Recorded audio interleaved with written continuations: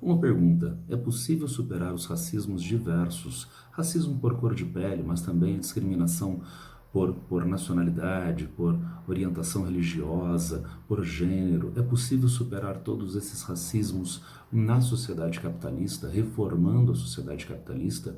É possível superar essa discriminação, pelo menos dentro do mercado de trabalho? A resposta é não. E para nós entendermos como no capitalismo é impossível superar esses racismos, nós vamos trabalhar o videozinho de hoje. A sociedade capitalista não inventou o racismo. O racismo existe anteriormente à sociedade capitalista, mas o capitalismo se alimenta do racismo e, consequentemente, nós temos uma sociedade que planta racismo, que desenvolve racismo, porque precisa colher esse racismo e dele se alimentar. Esta sociedade que precisa do racismo não pode, dentro dela própria, pela sua mera reforma, superar esses problemas do racismo. Vamos entender isto mais aprofundadamente. Primeiro, e muito importante, eu estou utilizando a palavra racismo no plural, porque eu estou acompanhando o Gessé Souza no seu livro Como o Racismo Criou o Brasil. E Gessé Souza nos traz o seguinte: a tese central deste livro é de que todos os racismos, seja de gênero, de raça, de classe ou de cultura, possuem um núcleo comum que devem ser tratados simultaneamente, ainda diz Gessé. O racismo é sempre um ataque a uma certa concepção de vida moral considerada justa, ainda de modo irrefletido e inarticulado. Então vejam, eu sou homem, branco, heterossexual, de meia idade, de renda média.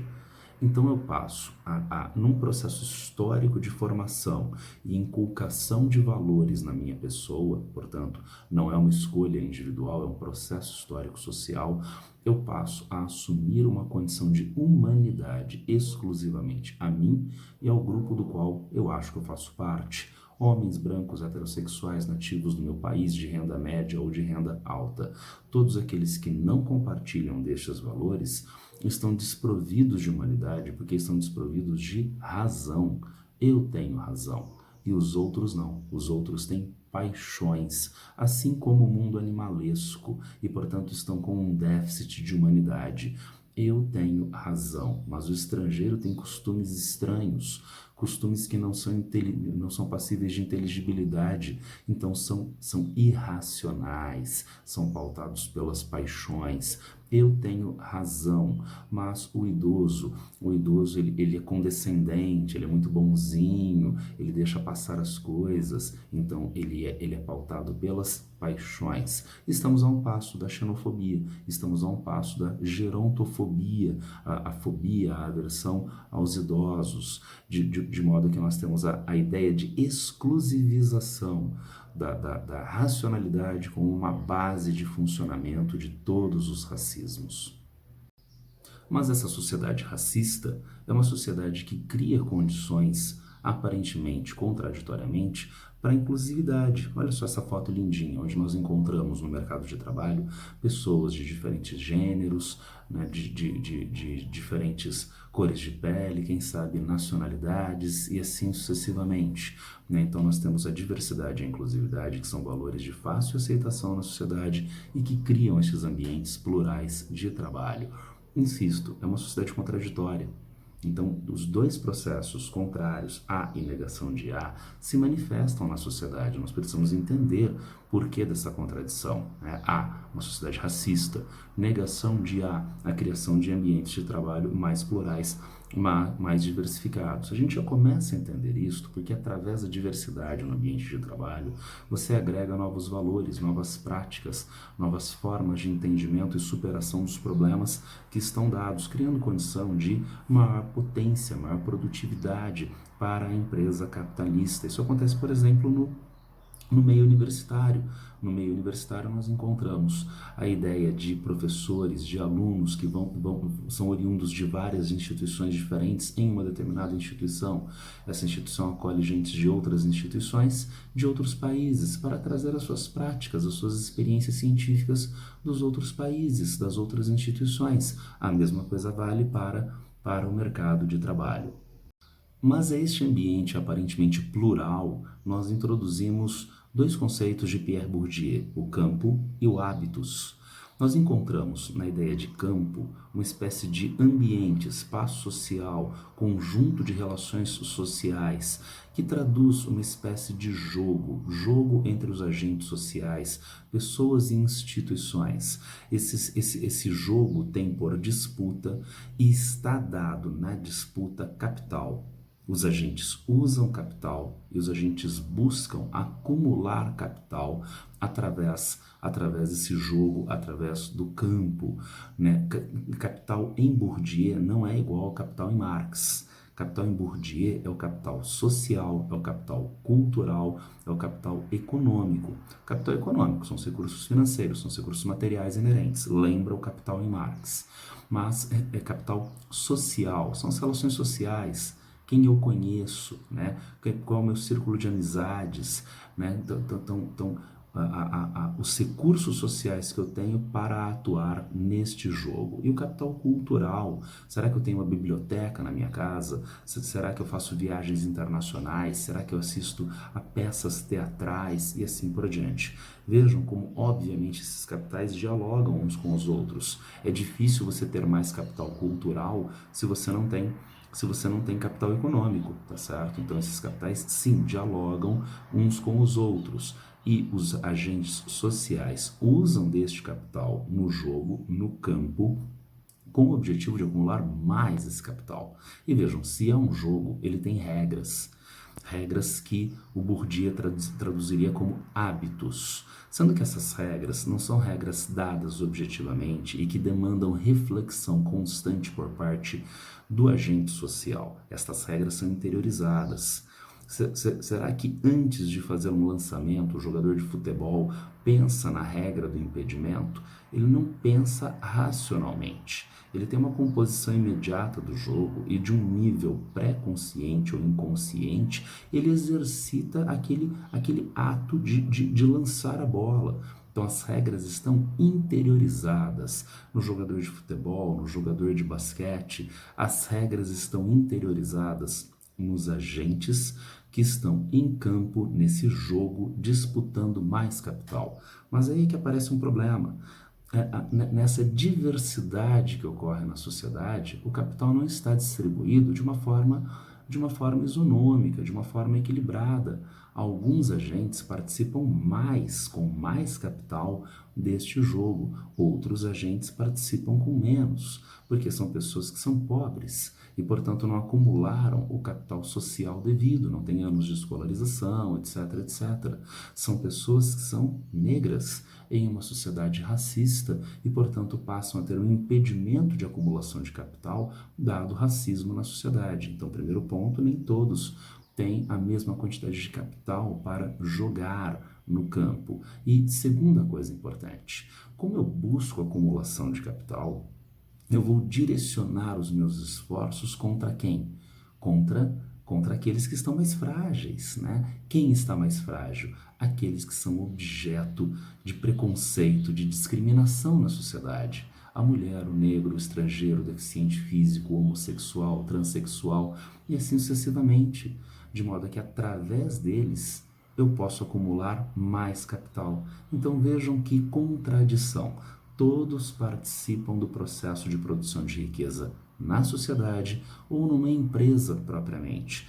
Entretanto, este processo de produção de riqueza não envolve uma distribuição de riqueza da mesma forma, porque nem todos participam com a mesma quantidade de capital. E segundo, e muito importante para os nossos objetivos, algumas dessas pessoas são objeto de uma sobrediscriminação, fazendo com que elas tenham uma incapacidade ainda maior, dada a discriminação, de atingir acúmulo de capital. Avançando, né, eu disse que o campo é traduzível por um jogo dotado de regras. Agora, na sociedade capitalista neoliberal, nós temos uma tendência de desregulamentação. Essa desregulamentação é exigida dentro de uma sociedade de alta competitividade. Portanto, as regras de funcionamento social em geral e de uma empresa especificamente tendem ao relaxamento pela lógica da competitividade. Não há mais, por exemplo, burocracia, não há processos que devem ser seguidos, há adocracia. Dane-se o processo, o que importa é a maneira através da qual você entrega isto, entrega o resultado final e eu, dono da empresa, eu, gerente, administrador, não quero saber como você fez o processo. Então não importa o procedimento, a regra, o que importa é o resultado. Isto facilita enormemente, por extensão, a violência física, institucional e simbólica contra aqueles que são mais vulneráveis no campo, não é? Violência institucional. E o que seria violência institucional? Nas palavras de Márcia Pereira Leite, nós encontramos racismo institucional, os mecanismos de discriminação produzidos e operados pelas estruturas e instituições públicas e privadas que os reproduzem e os fortalecem. Será que o acesso ao emprego está dado com a mesma facilidade para homens e mulheres, para brancos e pretos? Não, não está. Então nós temos um racismo que opera no nível institucional e dificulta esta acessibilidade, né? E esse racismo reforça a acumulação de capital para um determinado capital social, cultural, econômico, para um determinado grupo na sociedade. Pior ainda, a questão da violência simbólica, que se manifesta como bullying, como assédio moral, como assédio sexual, como racismo convencional junto às empresas. Trata-se de um processo, como estou tentando evidenciar no vídeo, de caráter histórico e estrutural. Mas como a sociedade capitalista neoliberal, como as pessoas nessa sociedade entendem este processo? Se a gente perguntasse para Boltanski e Schiapello, eles responderiam: a insistência nos valores de autonomia e autorrealização confere caráter pessoal ao fracasso. Os indicadores de anomia apontam para um efeito paradoxal da libertação, pois o aumento do número de pessoas que se encontram em situações ansiogênicas acompanhou as conquistas de autonomia de tal modo que pode parecer que as promessas de autorrealização não se realizaram para todos. Então a ideia de que você pode, você é um indivíduo e você é potente para resolver os problemas. Individualismo. Só que você não resolveu os problemas, você não atingiu um grau de harmonia e de estabilidade. De quem a culpa é sua. Da mesma forma como Beck explicaria para nós. Os problemas sociais convertem-se imediatamente em disposições psíquicas, insuficiência pessoal, sentimento de culpa, angústias, conflitos e neuroses. O que nós encontramos, então, a partir disso na sociedade capitalista? Nós temos uma sociedade que é individualista e extremamente competitiva. Nessa competitividade, é uma tendência de redução das regras de funcionamento objetivamente dadas, não hábitos. Regras objetivamente dadas, com vistas a uma liberação maior da potência do indivíduo na sua busca de autorrealização. Mas nem todos participam com o mesmo capital e, consequentemente, há aumento de desigualdade e violência contra os grupos mais vulneráveis, né? Violência praticada, exercida a partir dos grupos dominantes na sociedade. Trata-se, então, de uma sociedade capitalista, neoliberal, superindividualista, hiperindividualista. Eu não gosto desse prefixo, mas vamos colocar só por um recurso didático. Com tendência de transformação de processos sociais, como a gente viu no slide anterior, em problemas pessoais, o que traduz avanço dos transtornos mentais, burnout, depressão e assim sucessivamente. Como eu respondo a isto? Como eu, como pessoa, não enxergo o processo formado em termos históricos sociais, eu enxergo o processo dentro de uma lógica individual, resposta superindividual, adequação aos processos. Então não é o meu chefe que está fazendo assédio moral contra mim. Eu é que tenho que me adequar às regras. Quais regras? Não existem regras, porque dentro da sociedade neoliberal há uma depressão das regras objetivas. São as regras que o meu chefe cria a cada tempo. E essas regras beneficiam mais a quem? Ao jovem e não ao idoso. Fobia contra idosos. Homens e não mulheres. Misoginia, machismo na sociedade. E como que o idoso, como que a mulher vai reagir a isto? Ele busca uma adequação individual, aumentando o sofrimento da pessoa em uma doação muito maior que a pessoa faz ao processo produtivo na empresa. Então notem, quanto maior o racismo, a partir de uma sociedade desregulamentada, maior a pressão sobre os grupos que são objeto do racismo para um nível de produtividade maior que dê a esta pessoa uma sensação de adequação às demandas, aos processos sociais. E isto mostra uma sociedade que se alimenta da exaustão da outra pessoa. Exaustão que pode chegar ao limite da morte física. A gente tem no Japão uma expressão que é utilizada para as pessoas que morrem de trabalhar.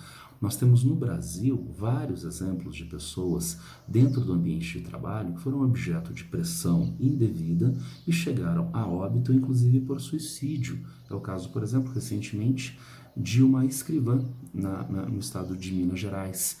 Ela cometeu suicídio, né? E logo após foi identificado no celular, no smartphone dela, uma série de xingamentos mostrando que ela era alvo de preconceito, de discriminação no ambiente de trabalho. Portanto, nós temos uma sociedade capitalista que se alimenta de racismo na sociedade, mais ainda em uma sociedade neoliberal que desregulamenta os processos sociais, transforma a pessoa em um átomo individualizado que busca por ela própria tentar se adequar a regras que mudam o tempo todo dentro da empresa capitalista.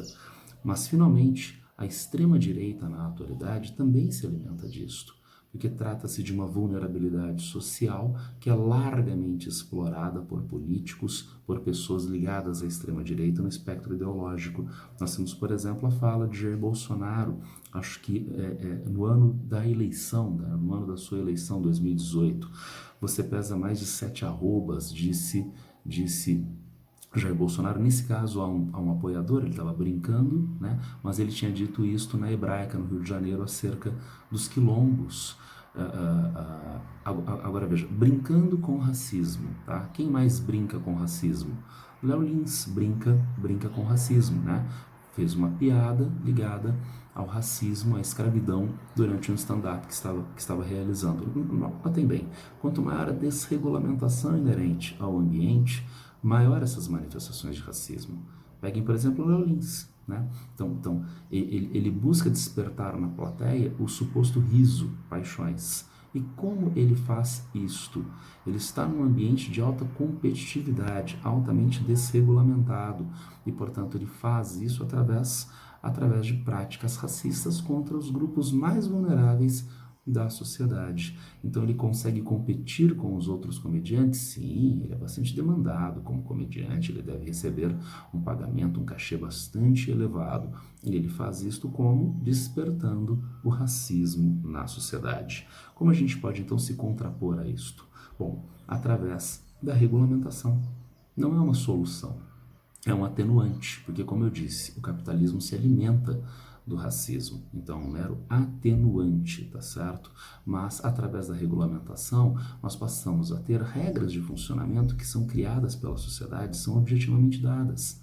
Então, a pessoa não fica mais sujeita aos humores do chefe na empresa.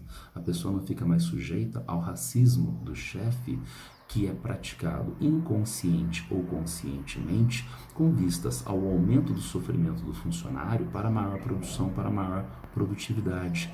Então, através da regulamentação, este processo tende a ser revisado. Regulamentação de que maneira? Léo Lins fez piada racista, isto é previsto em lei? Sim, então punição prevista em lei para quem faz piada racista. Mais ainda, a gente tem no Brasil uma legislação que é relativamente rigorosa acerca do racismo nos esportes, apesar de ainda haver uma prática bastante ampla de racismo. Entretanto, lá na Espanha não, e daí a gente tem o caso Vini Júnior. Então, punição para o racista, punição que demanda regulamentação na sociedade. E ainda voltando ao mercado de trabalho, a ideia de regulamentação também, por exemplo, com isonomia salarial. ela já é prevista pela CLT, artigo 461 da CLT, pressupõe isonomia salarial. Então, o que o governo propôs como lei de igualdade salarial este ano? Então, é um reforço do artigo 461 da CLT. Trata-se da ideia de instrumentos de averiguação de isonomia salarial, de mesmos salários para mesmas funções, independentemente do gênero, cor de pele, etc, etc, e punição para as empresas que não cumpram esta lógica. Portanto, vejam, o que isto cria dentro daquele hábitos racista, né? Eu posso agora despender racismo contra a pessoa com o objetivo de descapitalizá-la e aumentar o meu próprio capital? Não, isto não vai acontecer, porque existe uma lei que faz com que o salário dessa pessoa seja um determinado salário, independentemente desta pressão racista com vistas à maior produção e produtividade. Então, resolve o problema? Não resolve. Entretanto, atenua o problema de racismo na sociedade. Era isso que eu queria passar para vocês hoje. É um problema bastante complexo, é um problema bastante sério. Se alguém tiver alguma dúvida, alguma crítica, alguma sugestão, é só me encontrar a qualquer tempo nas redes sociais. Abraço para todas e todos e boa sorte.